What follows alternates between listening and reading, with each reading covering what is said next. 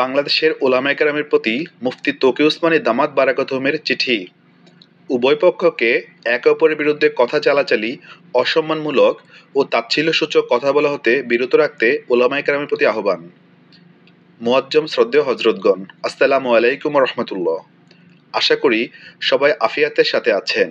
বর্তমানে তাবলিগ জামাতের যে বিভক্তি ও বিভেদ আমাদের দুর্ভাগ্যতার কারণে ছড়িয়ে পড়েছে, নিঃসন্দেহে এ ব্যাপারে আপনারা শুধু অবগতই নন, বরং চিন্তিতও বটে।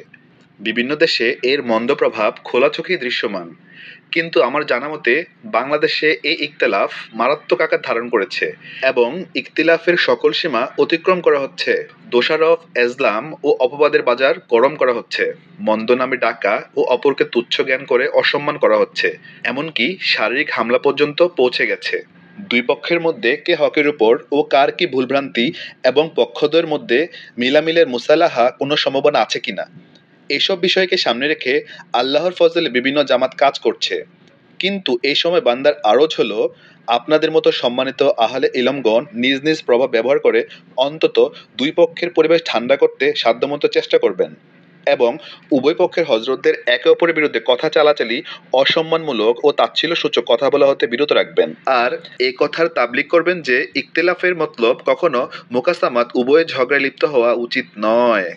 আল্লাহ তাআলা আপনাদের যে ইলম দিয়েছেন তারই ভিত্তিতে আশা রাখি ইনশাআল্লাহ আপনাদের এই প্রচেষ্টা প্রভাব ফেলবে।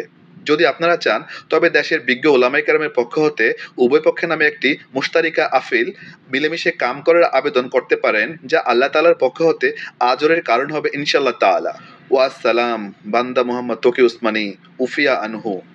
জাযাকাল্লাহ খাইরান।